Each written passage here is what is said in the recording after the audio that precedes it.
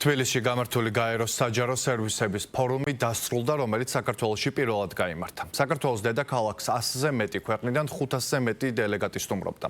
3 დღის განმავლობაში მსოფლიოს ლიდერები და საერთაშორისო ექსპერტები საჯარო სერვისების ციფრულ ტრანსფორმაციასა და ინოვაციებზე მსჯელობდნენ.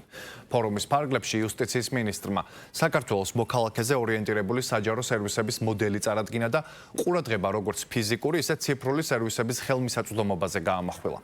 დასკვნით ღონისძიებაზე ფორუმის შედეგები პაატა სალიამ და გაეროს გენერალური მდივნის მოადგილემ ლი ჯუნ ჰუამ შეაჯამეს. ღონისძიება საუკეთესო ინოვაციური პროექტების დაჯილდოებით დასრულდა. 4 ნომინაციაში გამარჯვებულები 62 ქვეყნიდან წარდგენილ 700 პროექტს შორის გამოვლინდნენ.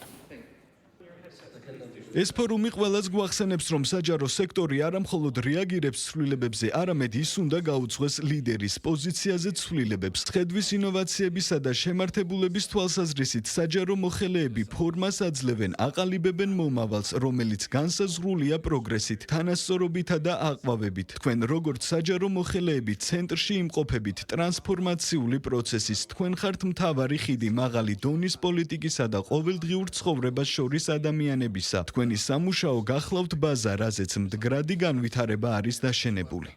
ბოლო დღეების განმავლობაში ვისაუბრეთ იმ საკითხებზე, რომლებიც თანამედროვე საჯარო მმართველობის სფეროში საფუძველს ქმნის ინოვაციაზე, გამჭვირვალობაზე, ანგარიშვალდებულებაზე, ინკლუსიურობასა და ციფრულ ტრანსფორმაციაზე.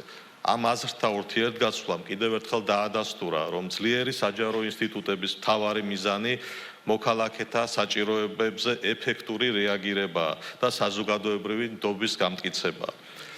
ამ მიზნის მიღწევა კი დღეს უფრო მეტად ვიდრე ოდესმე საერთაშორისო თანამშრომლობისა და გამოცდილების გაზიარებას მოითხოვს. ის რაც სახელმწიფოებმა ამ 3 დღის განმავლობაში ერთმანეთისგან მოისმინეს, ყველა მათგანი, როდესაც დაბრუნდება საკუთარ ქვეყანაში, კონკრეტულ სამოქმედო გეგმაში გარდასახავს ამას და კონკრეტულ შედეგებში აისახება ეს ყველაფერი. ჩვენი ქვეყნისთვის გარდა უშუალოდ იმისა, რომ საჯარო სერვისების განვითარების მიმართულებით იქნება ეს ღონისძიება ძალიან მნიშვნელოვანი, იმის გათვალისწინებით, რომ 100-მდე სახელმწიფოს წარმომადგენელი იყო ჩამოსული მსოფლიოს აბსოლუტურად ყველა კონტინენტი და თითქმის ყველა ქვეყნიდან.